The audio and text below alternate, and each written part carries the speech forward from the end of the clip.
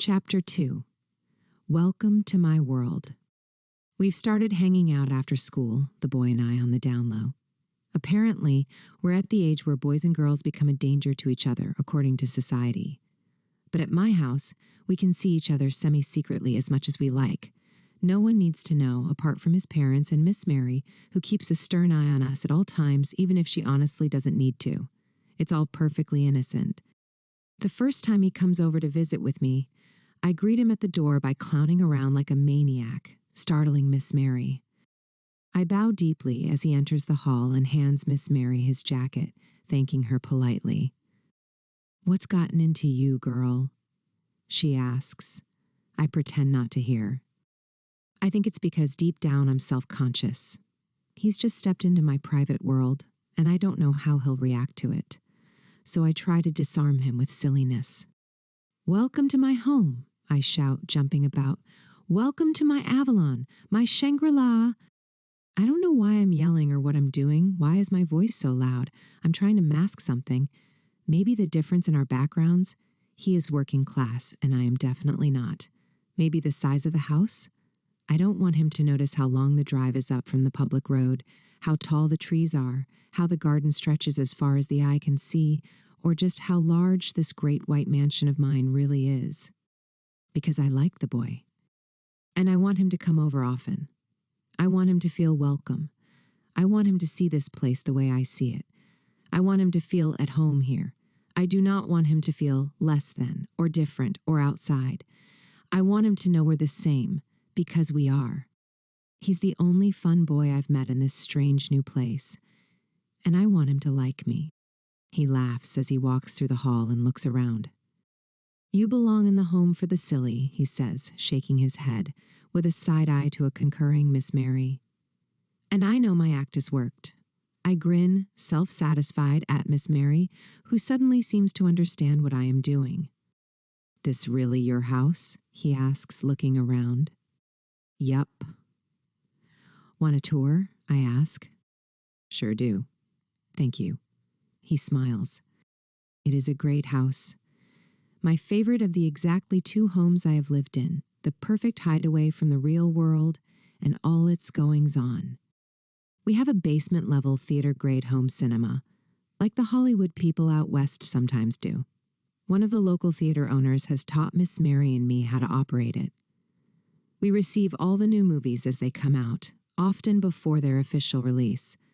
I think it's because Grandpa George has investments in the movie studios out in California, but I've never asked. The boy is impressed. He loves the movies too.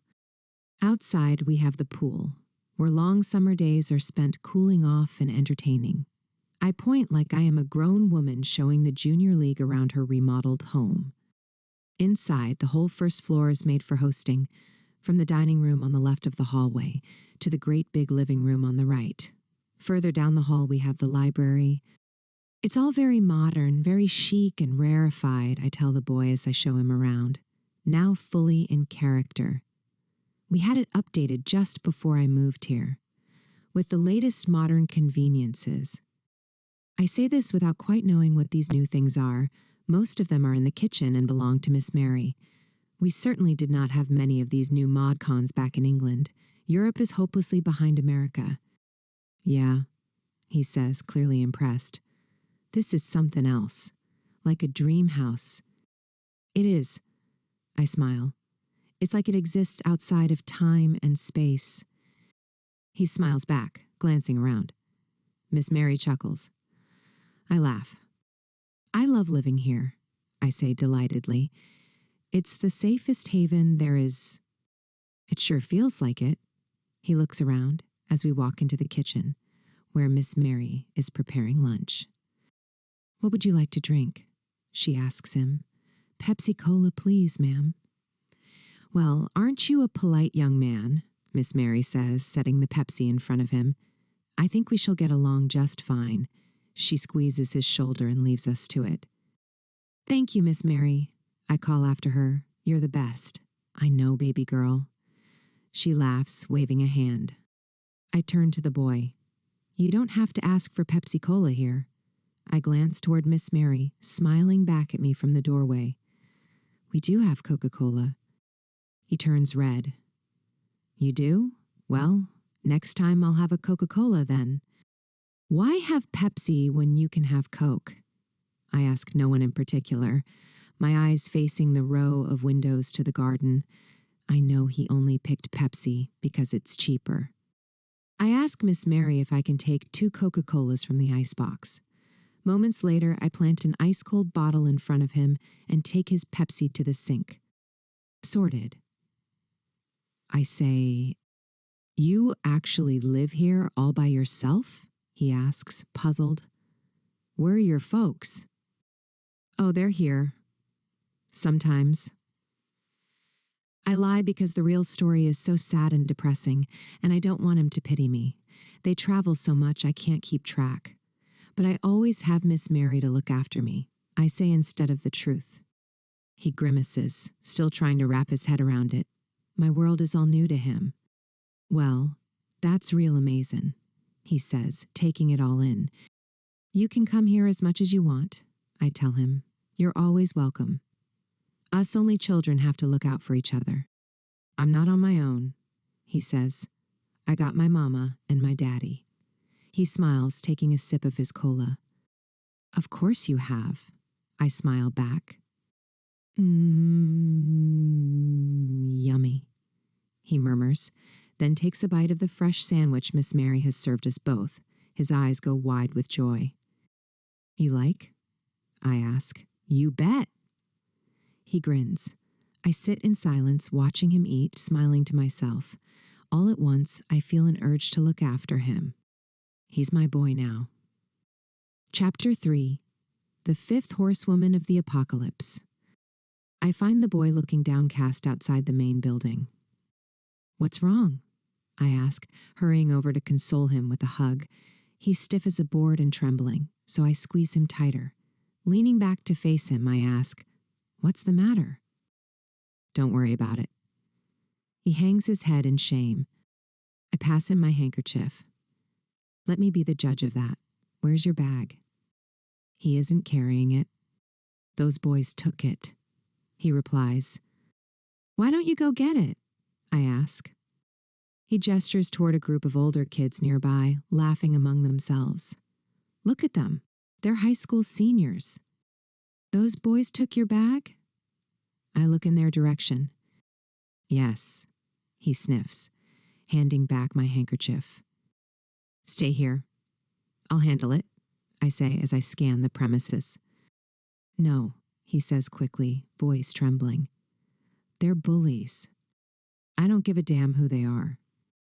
2 teachers are chatting nearby. If this goes awry, I can call for help, but not yet. I'm gearing up to take care of business. I slip into my lonesome cowboy fantasy. Here there is no fear. Squaring my shoulders, I mutter, "You can do this," and stomp across the grass.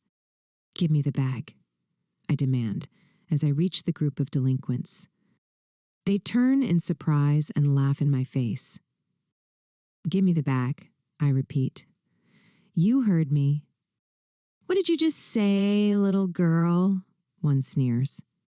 Before I think better of it, I punch him square in the nose. The first punch is everything. While they're stunned, I grab the bag. "I suggest you never mess with me or my friends again." I widen my eyes, willing myself to look unhinged. I shake my fist at them. They blink. Silent. Then one dares. Or what? "You want to pick up your teeth with a broken hand?" I snap. With that, I turn on my heel and march off. I don't look back. The boy is gobsmacked. "What did you just do?" "I don't know," I grin. I am the one trembling now. I socked him. Now we scarper. We run like hell and rush to our bikes, giddy and terrified. My hand throbs. "I think I hit bone," I say. The boy says we can look at it when we get home. By the time we reach my house, we're breathless and high on adrenaline. Miss Mary tells me off no end. "All that sass is going to get you in real trouble one day," she warns. I nod solemnly, pretending to care. Miss Mary shakes her head. "You're like a fart in a hot skillet," the boy says, laughing, as Miss Mary places a bowl of fruit in front of us on the kitchen table. She sure is, Miss Mary notes in a more serious tone. Later, in my room, he grins. Bertie Lionheart. I wear my new crown with pride. Doggone, he says, giggling. You were so brave today. I was, wasn't I? I smile, still glowing. I polish my invisible crown and place it on my head.